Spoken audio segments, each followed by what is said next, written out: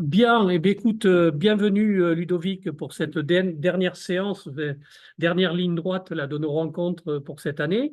Donc, tu as proposé, alors tu es effectivement maître de conférence à l'Université de Bordeaux, mathématicien, et tu es aussi militant communiste, et tu as proposé de nous parler des partis politiques, de la presse et des citoyens dans le cadre de nos travaux. Donc, à toi, à toi. Ben, merci, J'ouvre la porte. merci Dominique pour la présentation, merci pour l'invitation. Alors j'ai pas mal réfléchi sur comment attaquer ce problème. Et donc du coup j'ai finalement hier soir changé un peu la perspective et j'ai pensé que la bonne manière d'aborder ce problème était d'abord philosophique et anthropologique avant de vraiment regarder les détails de ce qui devait être dit, et notamment sur une dialectique particulière qui est parfois travaillée par les philosophes, qui est, je dirais, enfin moi je l'ai qualifié de la dialectique entre la surface et la profondeur, qui est aussi une question mathématique, hein, parce que sur le plan des mathématiques, c'est assez connu que une surface et un volume sont deux objets extrêmement différents, de nature très différente, et il n'est pas toujours si facile de faire le lien entre qu'est-ce que c'est qu'une surface, qu'est-ce que c'est qu'un volume. Alors, on comprend que la surface, c'est un peu ce qui en sert le volume, ce qui la sépare de ce qui est le contraire d'elle-même. C'est quand même un objet étrange.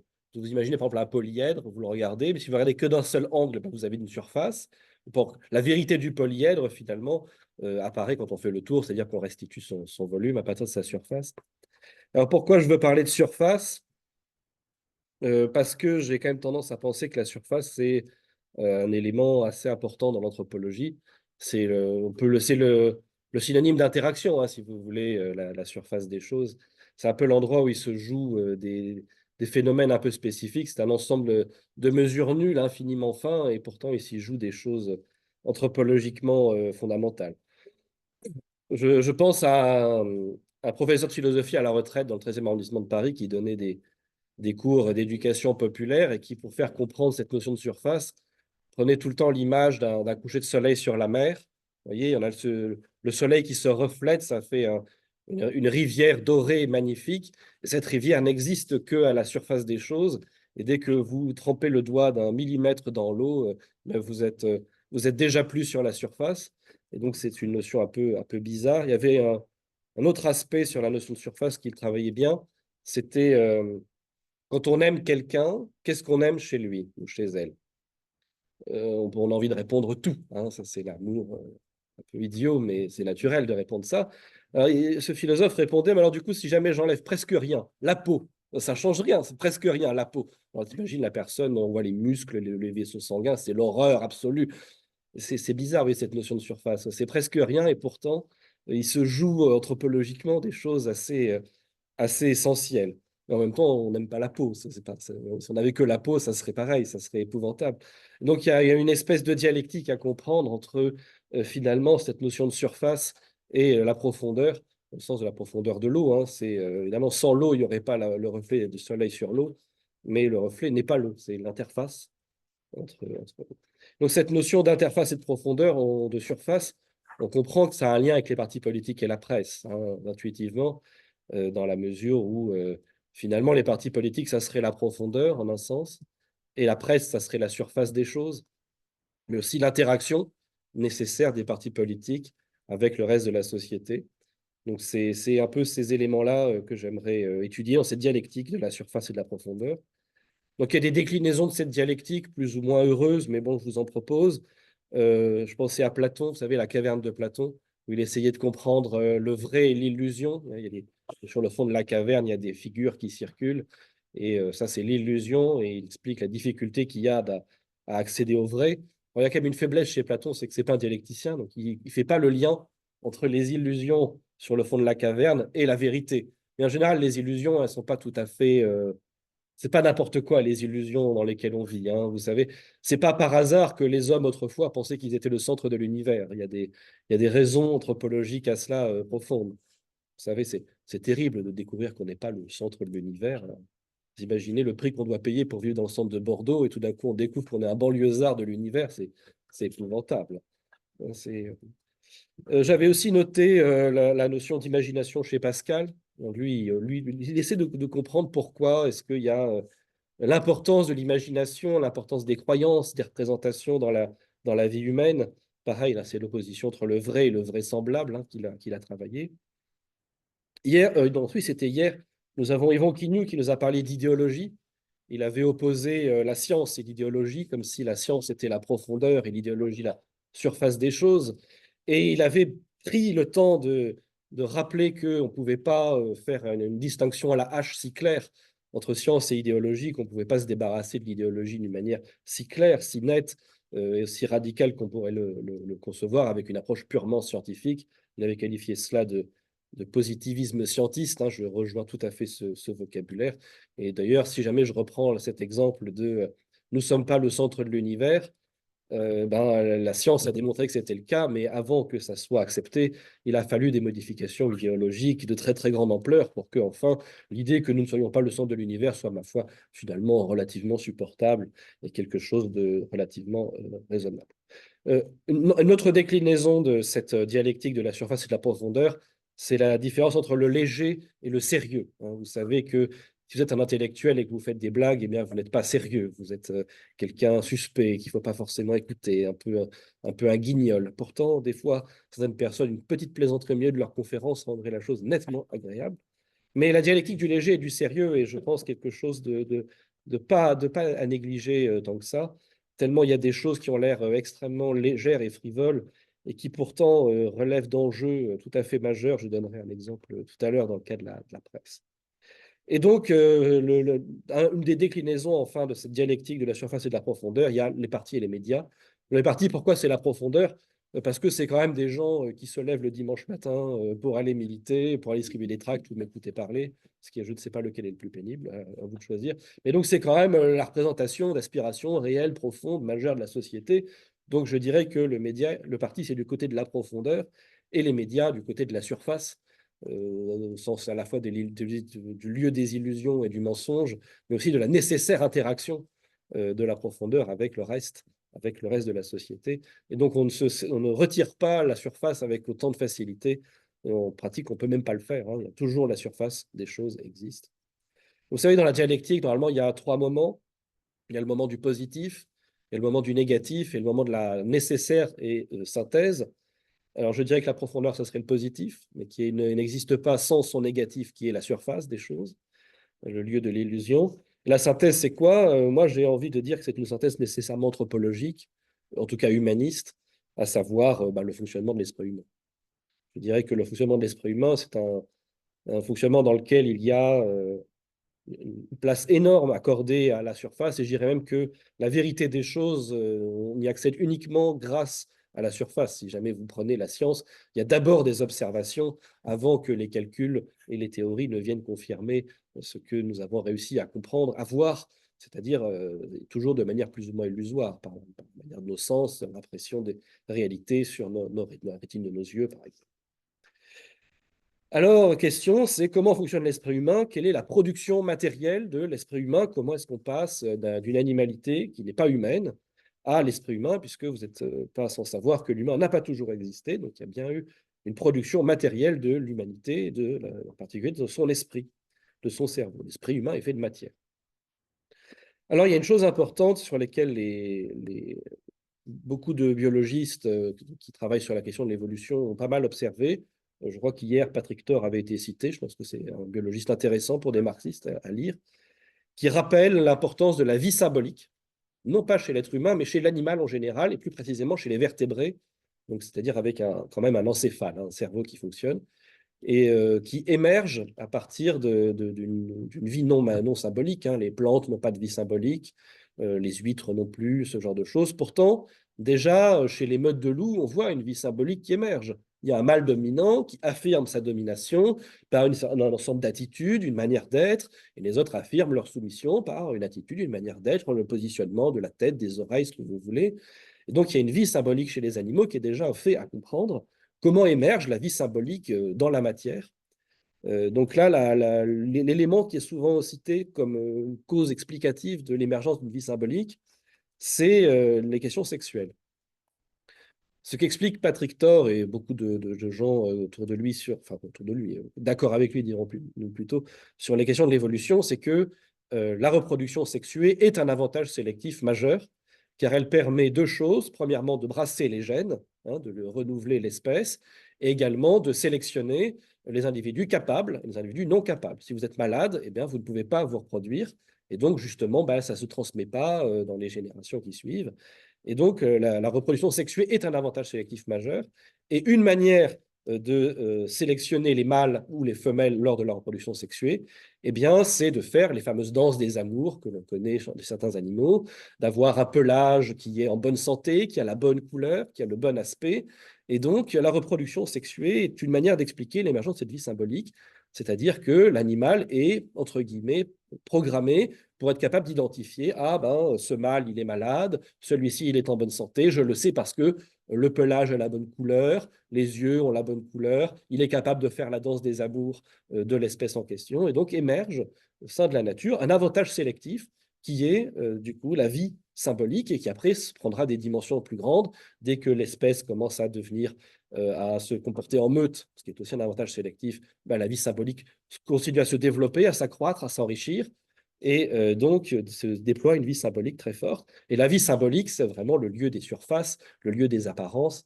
Donc là, on comprend son importance. Évidemment, ça n'explique pas la spécificité de la vie symbolique chez l'espèce humaine, où là, il y a une dimension supplémentaire, très très bien analysée par Marx, mais il y avait des prédécesseurs sur cette question-là, notamment Rousseau, à savoir la dimension culturelle, c'est-à-dire historique, qui là est une spécificité humaine. Et là non plus, la biologie n'est pas en reste pour essayer d'expliquer pourquoi il y a l'émergence de cette vie symbolique dans sa dimension historique et culturelle chez l'espèce humaine. Notamment, l'élément central chez l'espèce humaine, vous le savez, c'est la bipédie, puisque nos animaux qui sont les plus proches, à savoir les singes notamment, ou même les cochons qui sont un peu plus éloignés, mais qui sont quand même assez proches, sont des animaux qui marchent à quatre pattes et qui ont une vue très, très faible. Donc le développement de la vue, évidemment, permet un développement du cerveau qui est capable d'analyser son monde de manière non immédiatement stimulique, pas simplement l'odorat, vous voyez, qui est un simple stimuli à suivre. Et l'autre aspect de la bipédie, qui est très important, c'est la catastrophe obstétrique que ça implique, puisque ça a comme conséquence une diminution des os du bassin pour tenir la stature du corps, qui rend l'accouchement beaucoup plus difficile. Ça a été remarqué depuis les textes les plus antiques. Pourquoi est-ce que les animaux n'ont aucun problème pour accoucher, ou très peu, et pour les femmes humaines, c'est extrêmement compliqué. Cette naissance prématurée a un effet important sur l'esprit humain, c'est que l'animal humain naît plutôt, trop tôt, entre guillemets, on pourrait dire, même prématuré, génériquement prématuré par rapport aux autres espèces animales. Vous prenez la girafe, c'est absolument extraordinaire. Je ne sais pas si vous avez déjà vu la naissance d'une girafe. La mère, elle écarte les jambes, la girafe, elle tombe, le bébé girafe fait une chute d'1 mètre, 1 mètre et demi, tombe par terre au sol, complètement assommé. D'accord. 1 heure après, il est debout. 2 heures après, il gambade. Et je crois qu'il lui faut quelques jours pour ne plus dépendre de sa mère au niveau de l'allaitement. Vous vous rendez compte? Faites tomber un bébé d'1,50 m pour les humains, c'est pas la peine. C'était terminé. Donc oui, nous, on est vraiment ce merveilleux et prématuré qui met vraiment des années à terminer finalement sa croissance et la fabrication de son cerveau. Et c'est précisément parce que nous naissons prématurés que notre cerveau, notre être, et particulièrement notre cerveau, se construit non pas par des acquis biologiques hérités, mais se construit par interaction avec l'environnement extérieur. Et là, notre prématuration permet notre grande indétermination de l'esprit humain qui permet justement d'expliquer ces phénomènes culturels, c'est-à-dire que notre cerveau se construit beaucoup plus de ce qu'il a reçu d'interaction avec l'autre que ce qu'il a reçu de l'héritage biologique. Donc c'est une formidable... Ce moins crée un plus. Cette catastrophe obstétrique crée la possibilité d'un esprit humain beaucoup plus libre, beaucoup plus malléable, avec tous les dangers évidemment que ça pose, et donc la possibilité d'une vie culturelle, c'est-à-dire d'éléments dans le cerveau qui sont acquis, transmis, et non pas simplement obtenus génétiquement. Alors, bon, eh bien, toute cette histoire pour dire quoi? Pour dire que cette notion de surface, elle est centrale dans l'espèce humaine, puisque l'interaction de l'humain avec l'autre est un élément, j'allais dire, fondamental, mais ce n'est pas le terme suffisant. Vous savez, certains philosophes ils disent que la culture est une seconde nature. Je pense qu'on doit vraiment prendre cette réalité au sérieux. Parce que la culture, c'est vraiment ce qui, dans l'esprit humain, remplace les acquis de la nature, hein. C'est vraiment un élément essentiel. Et du coup, si jamais l'interaction avec l'autre est essentielle, évidemment, on comprend l'importance du média dans la domination politique, puisque c'est le lieu de l'interaction collective à grande échelle. Ceci est la fin de l'introduction. Au niveau des partis, je vais commencer par parler des partis. Je pense qu'on peut dire raisonnablement que ce n'est pas la grande forme, hein. C'est assez poli de le dire. J'ai relevé le nombre d'adhérents par parti. Donc, je commence par mon parti, le PCF. J'ai le chiffre de 2022, 40 000 personnes. Je crois que ça a légèrement baissé, mais on se stabilise à peu près à 40 000 personnes. Pour Europe Écologie Les Verts, 2022, j'ai 11 000 personnes adhérents. Pour le Parti Socialiste, j'ai 2023, 45 000 personnes, à peine plus que le PCF. Pour le NPA 2018, 2 000 personnes, sachant que vous savez qu'ils sont en pleine recomposition, c'est un peu compliqué. Donc, bon, disons qu'en tout cas, en 2018, ils étaient 2 000. Lutte ouvrière, 8 000 personnes, 2018. La France insoumise, c'est un peu compliqué. Vous savez, c'est un peu un gag, puisqu'il y a 3 personnes d'adhérents à la France insoumise. En fait, vous savez, c'est... Oui, après, vous savez, c'est un système en mouvement, c'est-à-dire qu'il y a des structures, des sous-structures, des trucs apparentés. Bon, le chiffre qui est généralement retenu, c'est 300 000 personnes. Je pense que c'est le chiffre le plus raisonnable. Ça fait beaucoup, mais ce n'est pas non plus considérable, étant donné l'importance des voix qu'ils font dans la société. Après, pour les partis conservateurs, entre guillemets, voire réactionnaires, j'ai noté les chiffres suivants. Alors, Renaissance, 30 000 personnes, sachant qu'ils sont montés en 2017 jusqu'à 100 000 personnes, mais c'était un peu l'effet de mode, hein. Ils sont redescendus à la voilure raisonnable de 30 000.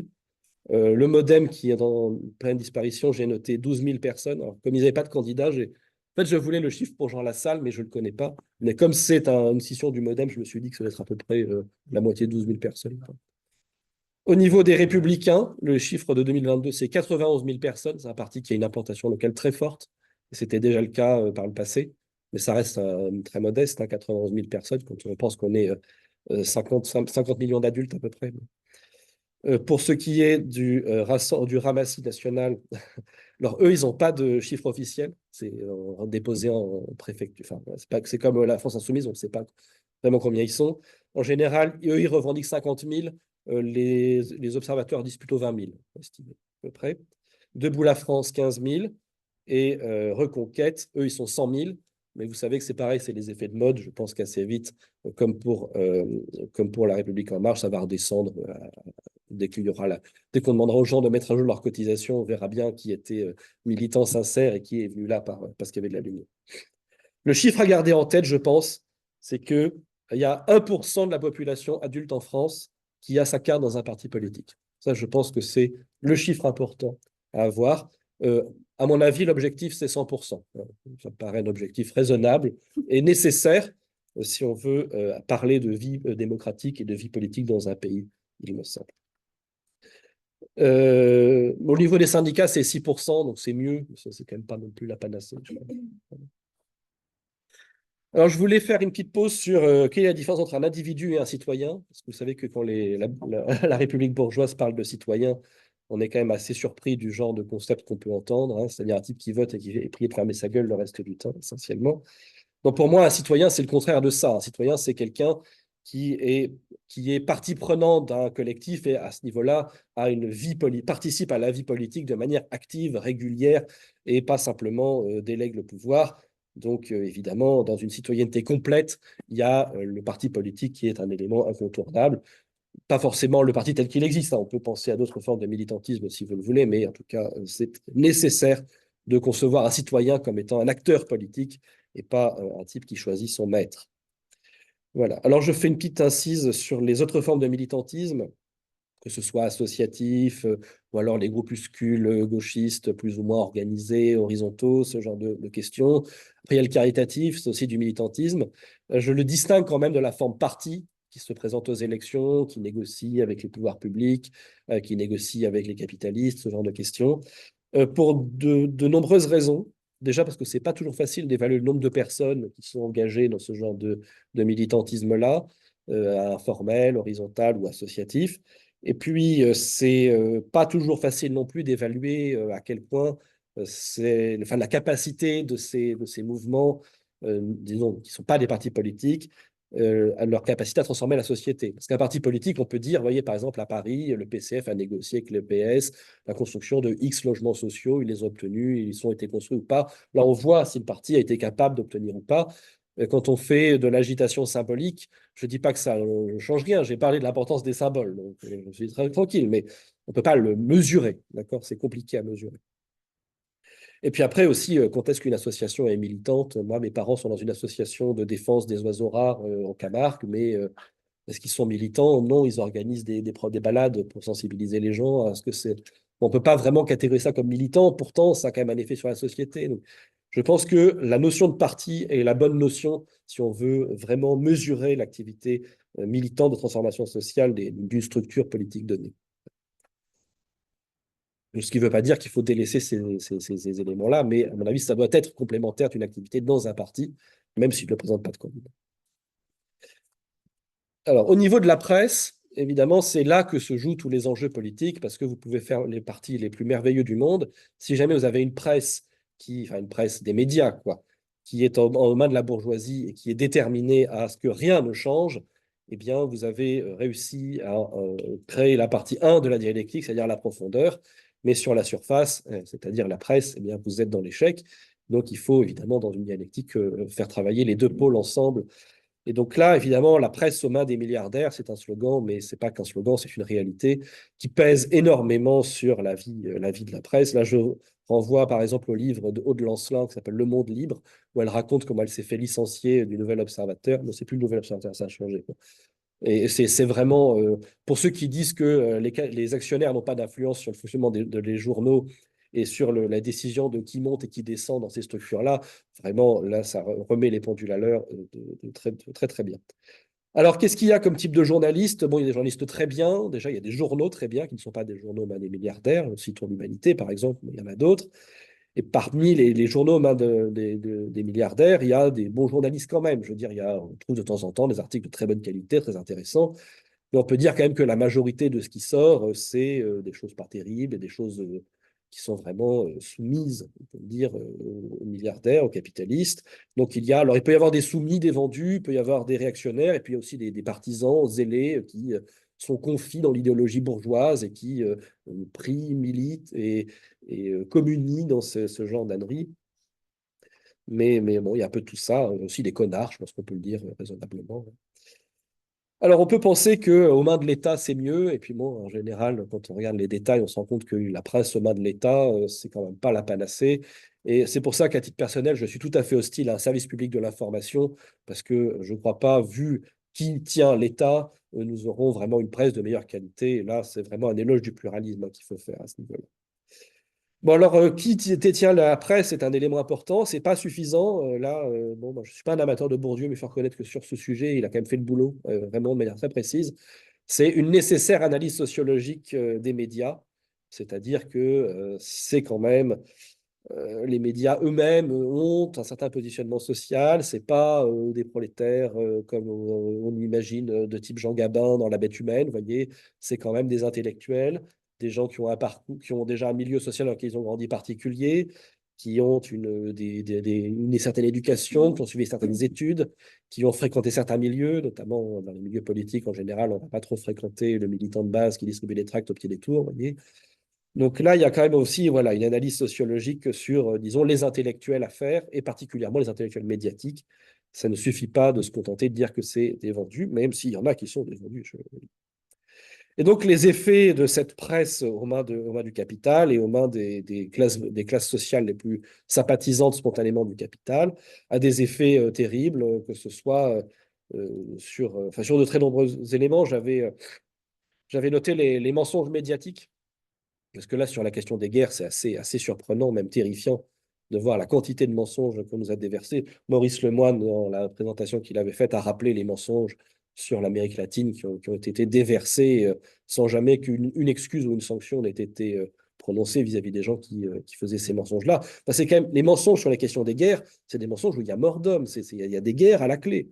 Sur la Libye, par exemple, nous avons eu quand même toute la presse unanime qui a répété les mensonges de Sarkozy sur le bombardement de Tripoli. Nous savons aujourd'hui de sources concordantes qu'il n'y a jamais eu de bombardement sur Tripoli de Kadhafi. Et les gens qui ont menti, qui ont provoqué une guerre, n'ont jamais été sanctionnés, alors que je rappelle que le tribunal de Nuremberg sanctionne la propagande de guerre. D'accord? Donc là, c'est des choses vraiment choquantes et qui appellent une modification de la fonctionnement de la presse. Là, je renvoie aux travaux de Anne Morelli sur la propagande de guerre.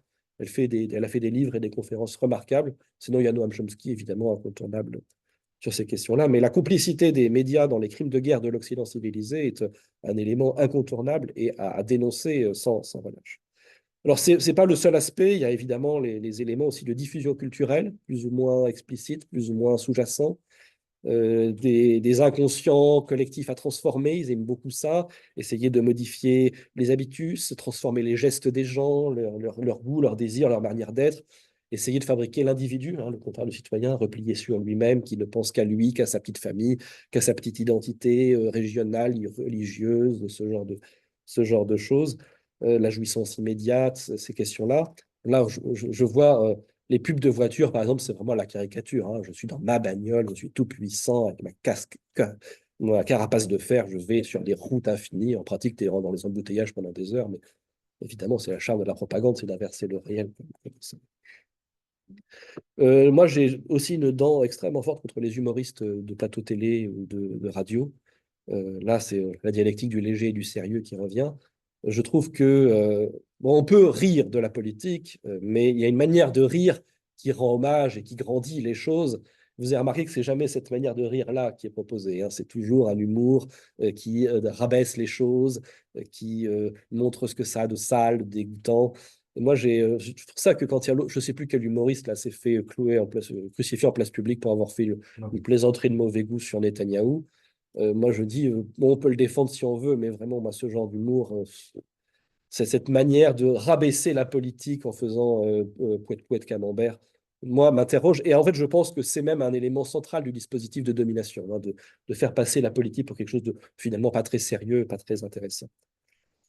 Donc voilà, cette presse, c'est le négatif de la dialectique et évidemment, c'est là que les capitalistes exercent leur pouvoir et ferment un véritable nœud, un véritable verrou pour le progrès social.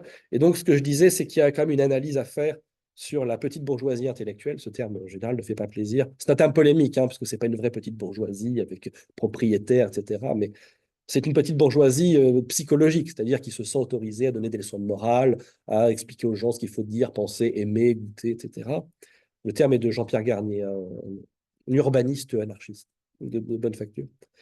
Donc le terme de petite bourgeoisie, oui, c'est polémique, c'est pas rigoureux scientifiquement. Je déconseille de l'utiliser dans le discours public politique, mais entre nous, pour ne pas s'illusionner sur un certain nombre de choses, c'est bien d'utiliser parce que le Parti communiste, par exemple, essaie de tendre la main à la petite bourgeoisie intellectuelle, mais de temps en temps, on a quand même tendance à se dire, est-ce que c'est des travailleurs comme les autres? Oui, non.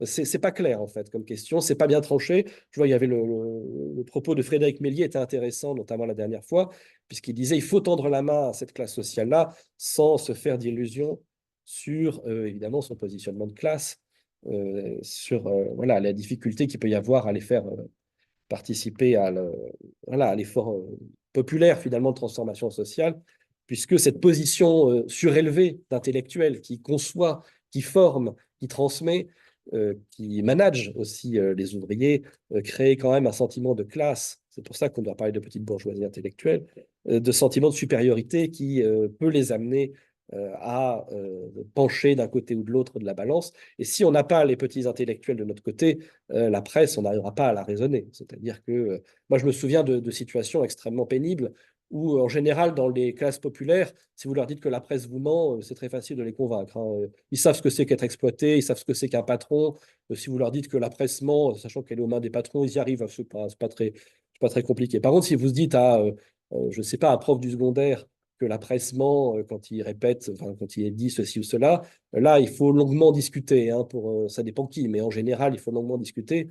Et c'est assez symptomatique où il y a ce côté où finalement ce sentiment de supériorité des petits intellectuels s'incarne parfaitement dans cette manière de s'approprier ce qui est dit dans la presse pour prêcher au peuple la bonne parole, pour transmettre ce qu'il faut savoir. Et donc là, il y a une jonction à faire entre le petit intellectuel et le reste du prolétariat qui n'est pas si facile et qui explique aussi, ce nœud sociologique explique la puissance de la presse. C'est-à-dire qu'il y a de nombreux relais dans la société qui relayent ces mensonges, ces approximations, ces illusions et sa propagande, malheureusement. Donc là, il y a une question qui est là, faire se rencontrer les classes sociales finalement d'une manière plus horizontale. Bon, je ne suis pas en train de faire l'éloge du maoïsme qui envoyait les intellectuels au champ, bien sûr, mais il y a une question qui se pose. C'est-à-dire, est-ce qu'on est capable de faire prendre conscience à, mettons, un prof, par exemple, une fois qu'il a fini son métier, ben, il raccroche son tablier, descend le rideau de ferme, ferme la clé, puis il est devenu un citoyen comme les autres et pas. Il n'est plus un prof, hein, justement. Il faut qu'il sorte un peu de cette attitude-là. L'attitude prof est, à mon avis, ruineuse pour l'émancipation collective. Alors, partie 4, je l'ai déjà fait au début. Alors, une synthèse, puisque la dialectique des partis et des partis et de la presse, qui est la dialectique du coup de la surface et de la profondeur, j'ai dit qu'il fallait une synthèse humaniste. Et donc la synthèse humaniste en ce qui nous concerne, puisque c'est une dialectique politique, ben, ça va être les citoyens. Vous avez d'où le titre de ma présentation, les partis politiques, la presse et les citoyens. Donc la synthèse, moi je ne vais pas vous dire ce qu'elle sera, c'est une synthèse qui sera dans l'histoire, donc je ne vais pas faire l'intellectuel de salon avec son petit papier qui vous dessine le plan de la société dans 200 ans. Mais la nécessaire synthèse, c'est celle qui passera par les citoyens, c'est-à-dire l'intervention des citoyens pour sortir de ce nœud dialectique dans lequel nous sommes. Et là, je dois dire qu'il y a une responsabilité des partis politiques de gauche à ne pas mettre dans le débat politique la question de la presse, à ne pas le mettre au cœur du débat politique. De temps en temps, il y en a qui en parlent. J'ai vu la France Insoumise parler de certaines questions, est-ce qu'il fallait de déontologie journalistique. Le Parti communiste régulièrement dit qu'il faudrait déconcentrer la propriété de la presse, mais c'est une question qui pourtant est centrale. C'est-à-dire que l'incapacité de notre société à développer la démocratie, la réalité démocratique, ça tient à la façon de fonctionner de la presse. Bon, mais j'espère que les choses vont changer, bien sûr. Donc pour cela, bon, moi, je n'ai pas de solution miracle, mais je pense qu'il y a des questions à mettre dans le débat. Même, je veux dire que ce dont je vais parler, je n'ai pas d'opinion tranchée définitive, mais je pense qu'il faut le mettre dans le débat. En tout cas, l'objectif, je pense, c'est d'aller vers cette synthèse dans laquelle les citoyens se rendent maîtres et possesseurs des partis et de la presse. Dans un sens, évidemment, à décliner, qu'est-ce que ça voudrait dire exactement? Mais ça doit être cette direction-là dans laquelle on arrivera à faire cette nécessaire synthèse permettant une avancée démocratique majeure.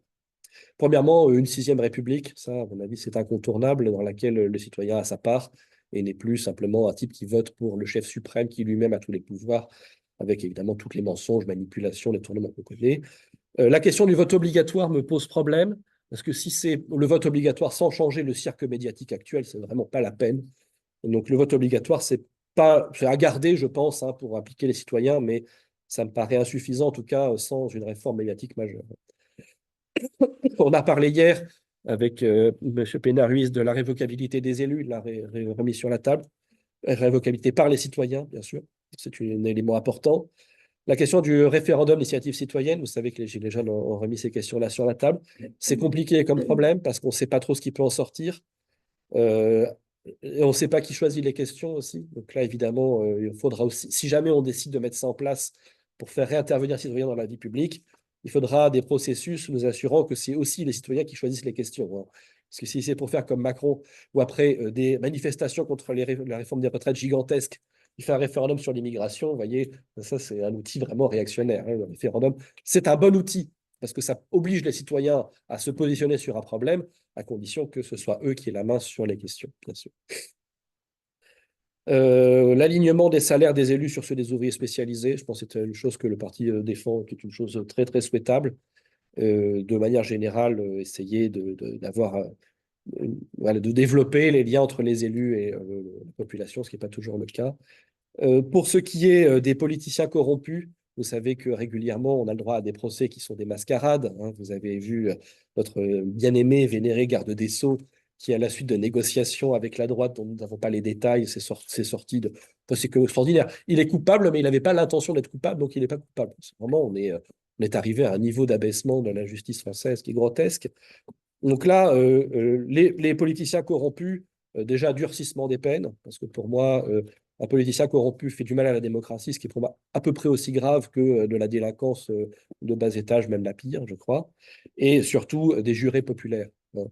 C'est-à-dire que faire du mal à la démocratie, c'est pour moi, je ne dis pas que c'est un crime au même sens qu'un viol, mais ça me paraît quand même suffisamment grave pour nécessiter un juré populaire, c'est-à-dire que la population, évidemment, tirée au sort, comme on fait pour un juré populaire, se prononce et que ce ne soit pas un espèce d'entre-soi, comme on l'a vu pour le ministre de la Justice.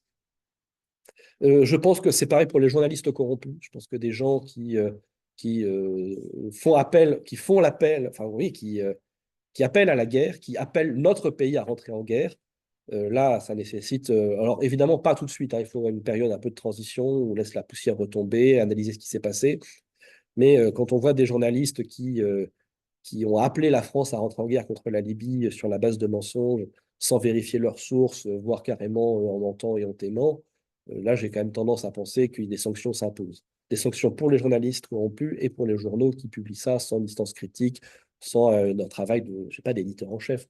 Tu as vérifié, tu as demandé, tu as téléphoné, enfin, la base.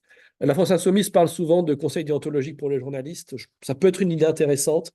Ça dépend la dureté des sanctions qu'elle prononce, ça dépend qui constitue ce conseil déontologique. C'est pas si facile hein, comme question. On a envie de te croire que c'est possible, mais on met qui dans ce conseil? Il ne faudra pas mettre des journalistes.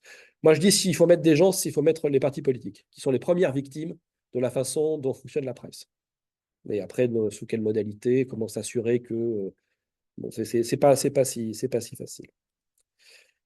Mais bon, je pense que ça me paraît quand même un élément intéressant, hein, cette idée de conseil déontologique.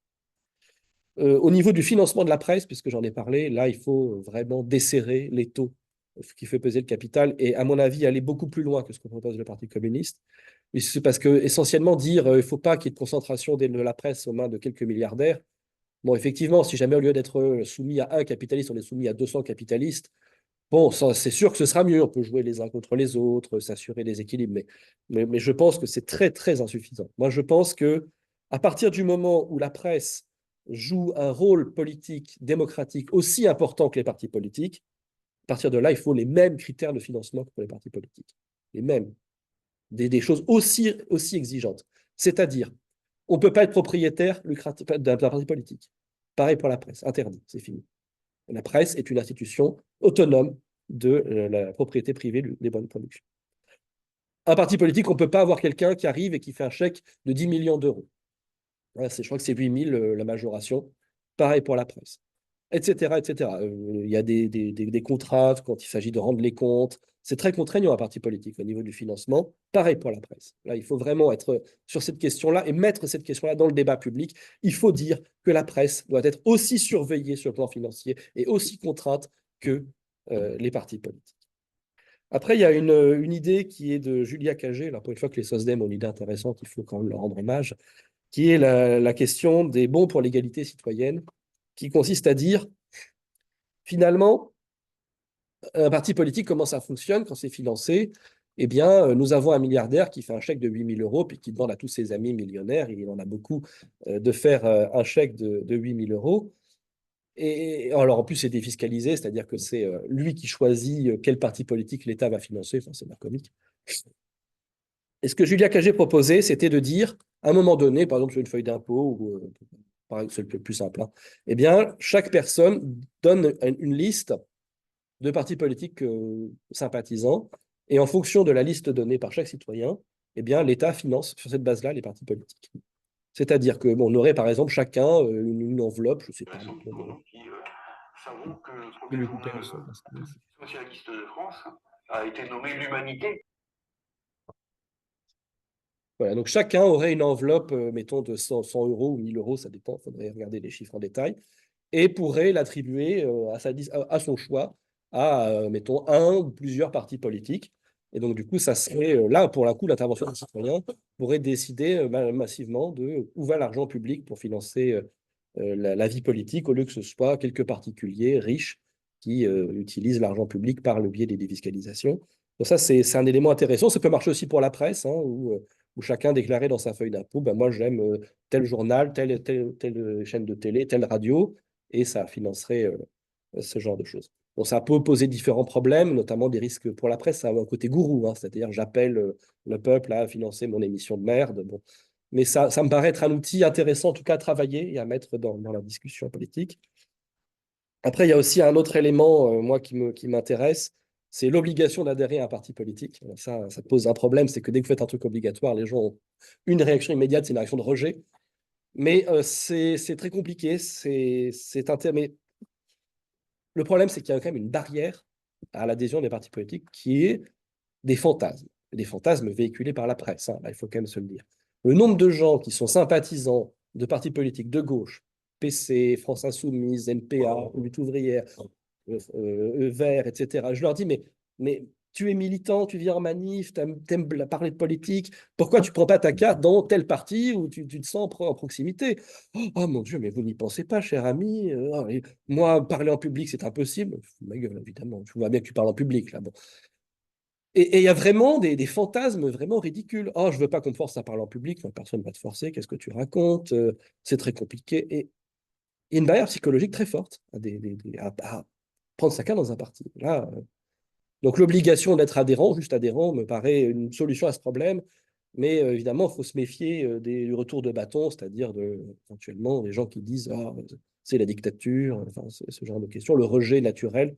Vous savez, quand on force un enfant à faire quelque chose qu'il ne veut pas faire, en général, ça a toujours l'effet contraire de ce qu'on veut. Donc, je ne sais pas comment obtenir que la population, sans militer, juste adhérer, hein, participe davantage à la vie des partis politiques. Évidemment, si jamais tout d'un coup on se retrouve avec la multiplication par 100 de notre nombre d'adhérents, il faut des moyens financiers en plus. Donc ça, c'est à l'État d'organiser ça. Donc, c'est pas une question facile, mais je la mets dans la discussion pour voir si jamais il y a une idée meilleure qui émerge de ces questions. Et ma conclusion, c'est un point important, c'est que là, je parle d'émancipation politique, mais il n'y aura pas d'émancipation politique sans les autres émancipations. Moi, je distingue 5 types d'émancipation. Donc, l'émancipation politique dont j'ai parlé, qui est le sujet de la discussion. Il y a d'autres émancipations. La première, c'est anthropologique, vis-à-vis de la nature. Parce que quand vous n'êtes pas capable de manger, de boire, de survivre au froid, les autres émancipations n'existent pas. Vous êtes juste dans la survie. L'émancipation économique, ça c'est le cœur du marxisme, en tout cas de l'œuvre de Marx. L'émancipation scientifique, vis-à-vis de l'ignorance. L'ignorance est une aliénation. Et également l'émancipation symbolique, je vous ai parlé de la vie symbolique, donc qui est vis-à-vis des croyances, des représentations, des illusions de toutes sortes. Évidemment, ces 5 émancipations que je dessine sont toutes liées les unes aux autres entre elles. Et donc, on ne fera pas de progrès dans n'importe laquelle de ces émancipations sans travailler les 4 autres. Voilà. Je vous remercie et on entame maintenant la discussion. Voilà. Très bien, merci beaucoup pour ton travail. Est-ce que quelqu'un souhaite intervenir, et pour ton introduction particulièrement, parce qu'elle est claire aussi de manière assez passionnante, je dirais le reste de ton intervention. Un petit détail. Mais écoute, si tu veux, rapproche-toi de... Dominique, je voudrais aussi intervenir après. Ok, Christian, pas de souci. Je vais venir, mais pour l'instant, je ne peux pas. Non, mais il n'y a pas de problème, vas-y. Oui, un petit détail, c'est à propos donc, de la spécificité de l'être humain, qui n'est inachevé. Et donc, tu parlais de liberté.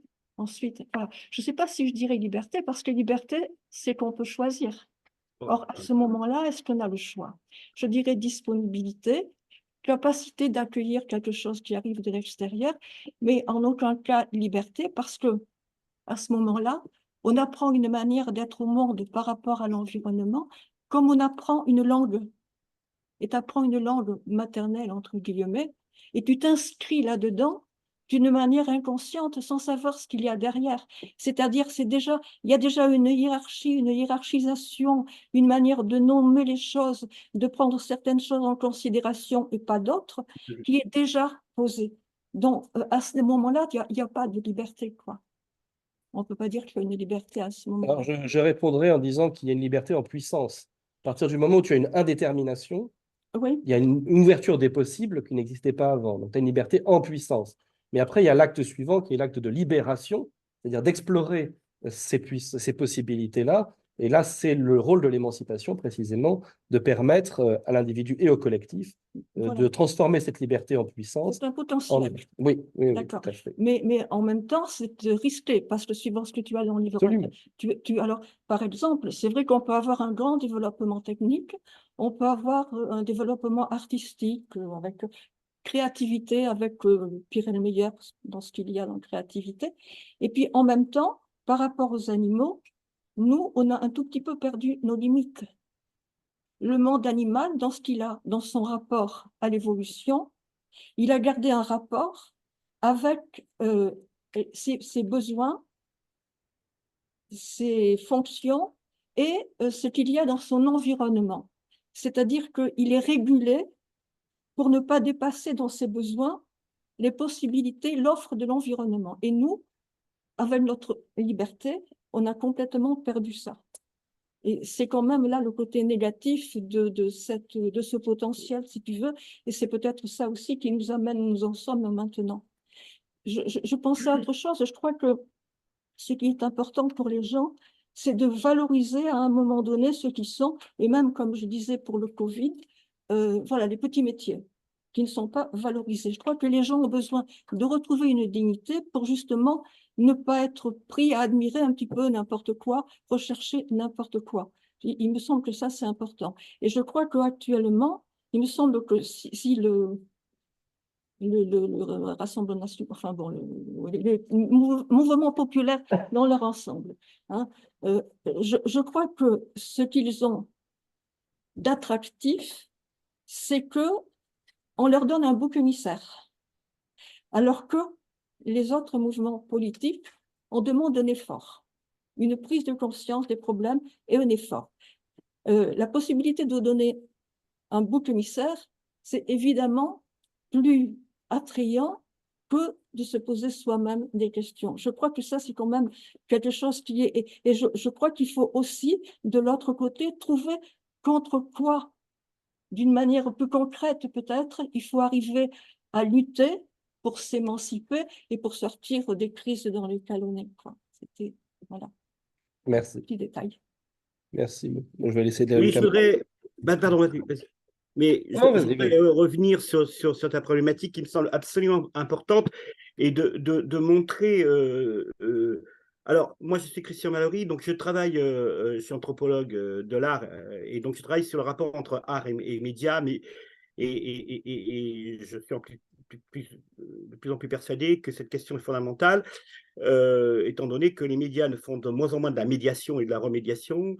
Et je pense plutôt à la question de la médialité, c'est-à-dire cet espace justement où il y a de la citoyenneté et du jeu. Alors je voudrais souligner donc la pertinence de ta problématique, parce que la question de la vie symbolique, c'est pas rien. Alors il y a un concept sur l'immaturité, ça s'appelle le néothène, la néothénie. Voilà. Je renvoie à l'anthropologue et philosophe Daniel Robert Dufour, qui a beaucoup travaillé sur ces questions-là, et c'est très intéressant. Oui, la question me semble absolument fondamentale d'introduire la citoyenneté par rapport justement au jeu comment on pourrait dire ça? Moi, j'appelle ça les simulations du réel. Hein. C'est-à-dire, c'est plus que de la manipulation.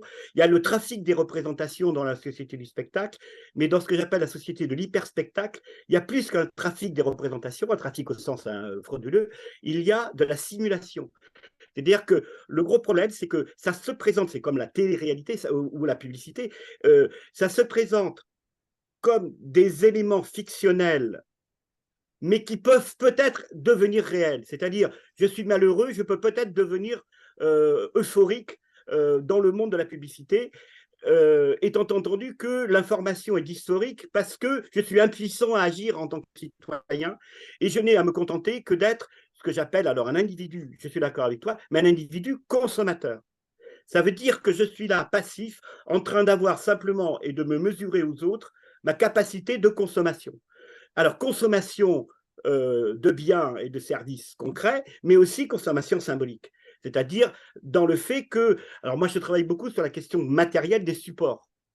C'est-à-dire que, par exemple, le support écran est très important et que le support, ça renvoie à l'état de la vérité. C'est-à-dire que, par exemple, le support papier, c'était la construction de la vérité écrite via la Bible, via les religions du livre.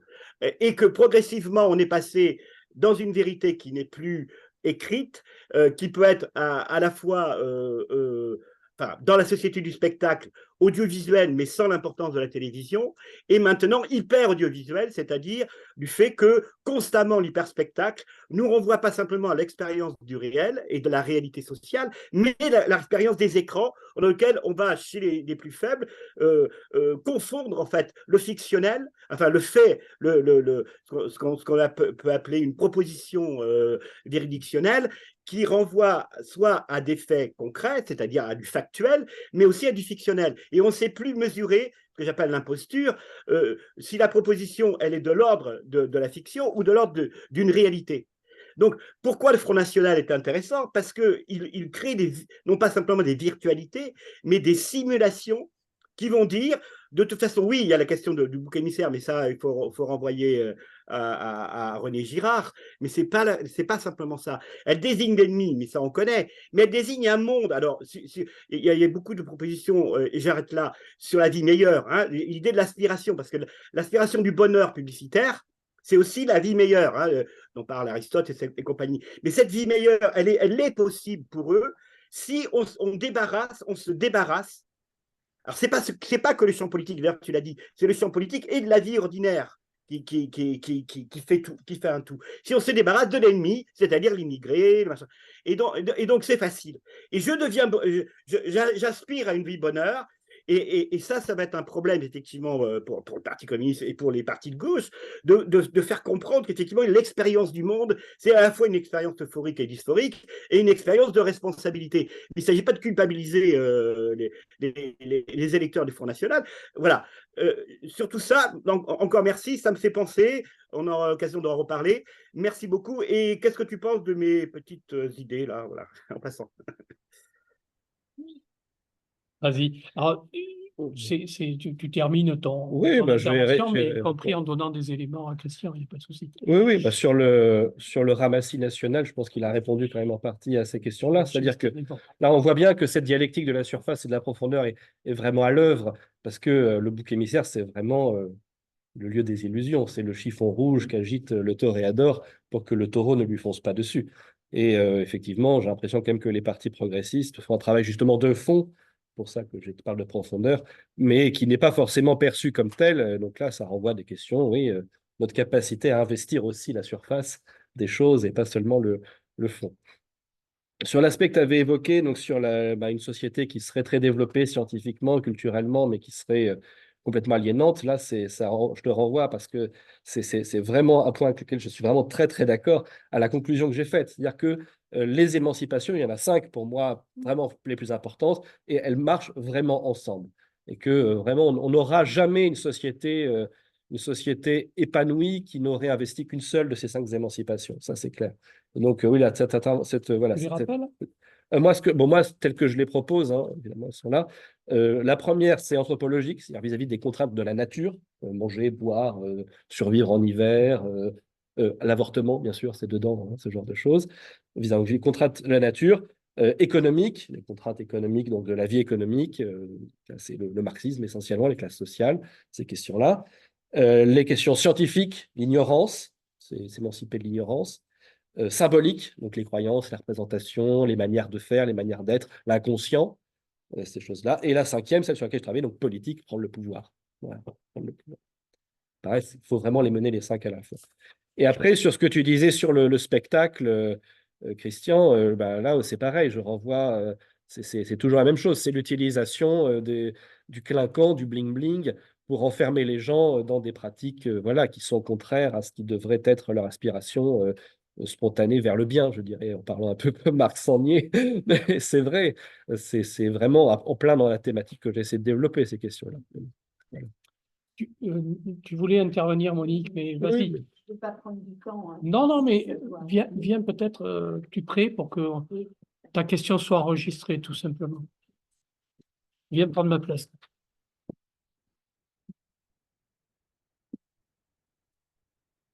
Merci.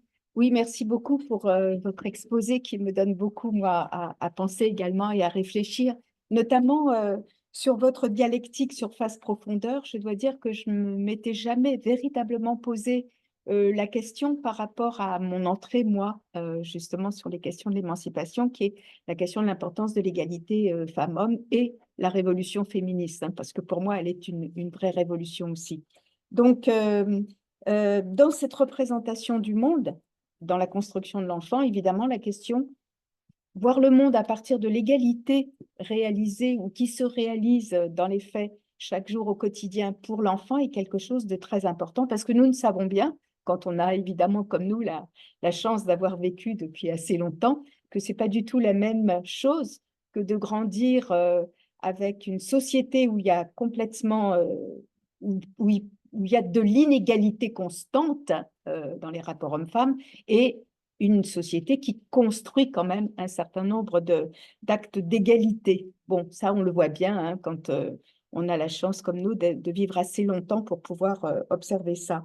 Par rapport à ça, je voulais vous demander à vous, quelle serait votre analyse dans cette optique-là d'un service public de la petite enfance? Voilà, d'une part, c'était la question que je m'étais posée. Deuxièmement, pour ne pas être trop longue, sur la question de la pertinence des partis politiques. Est-ce que vous avez, vous, des chiffres? Il me semble que ce serait intéressant pour la pertinence de vos propos que vous rajoutiez par rapport aux partis politiques l'aspect répartition sexuée. C'est-à-dire, ces partis politiques, ils ont tant d'adhérents, combien ont-ils d'hommes, combien ont-ils de femmes? Parce que justement, ça ajouterait par rapport à justement ce que sont les partis politiques et leur attrait dans l'ensemble de la société. Sur la question de mesurer la transformation sociale, hein, vous avez dit à un moment donné, ou alors peut-être je l'ai mal compris, que c'est par les partis politiques qu'on peut aussi mesurer la transformation sociale. Je pense que de nos jours, dans l'évolution de nos sociétés, il n'y a pas que par les partis politiques qu'on peut la mesurer, c'est aussi par l'ensemble des mouvements sociétaux, hein, c'est-à-dire les mouvements sociaux de différentes natures. Les syndicats sont déjà beaucoup plus reconnus dans la société, mais tous les mouvements sociétaux ne le sont pas. Bon, et par rapport à ça, il y a pas mal d'associations qui demandent la reconnaissance des mouvements sociétaux et pas des mouvements sociaux, vous voyez? Et donc, par rapport à ça, je voulais voir, vous, si vous aviez des avis là-dessus, puisque c'est une revendication qui a été portée au niveau de l'Union européenne, d'ailleurs, qui a été y compris intégrée par la Confédération européenne des syndicats par rapport donc aux négociations qu'on a eues avec eux.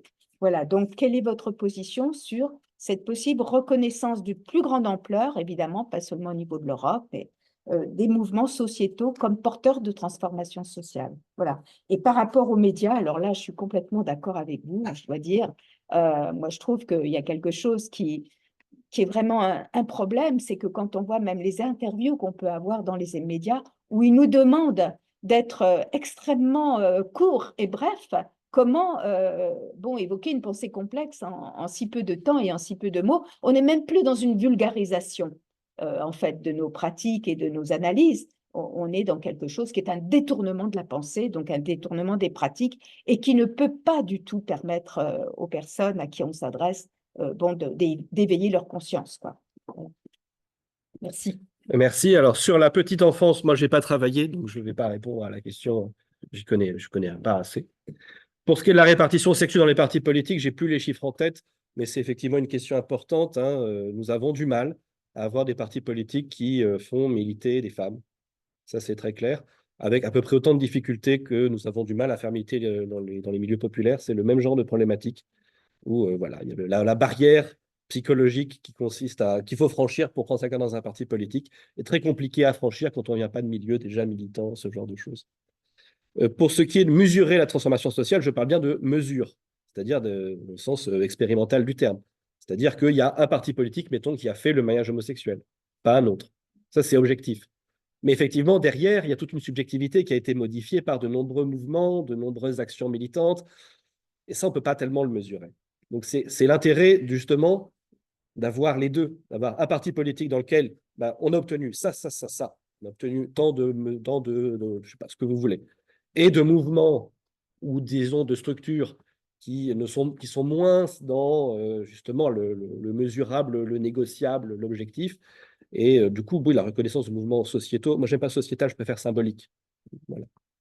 Parce que par exemple, la question des femmes, il y a deux aspects. Il y a l'aspect de l'avortement, où là on est dans le biologique, et l'aspect de l'égalité, mettons, salariale, là on est dans l'économique, ou la représentativité dans les médias. Là on est dans ça. Enfin, vous voyez, et ça me permet, je pense que c'est mieux de serrer un peu les problèmes, même si effectivement ça reste quand même la question des femmes en général. Vous voyez, c'est pas si simple que ça. Bon.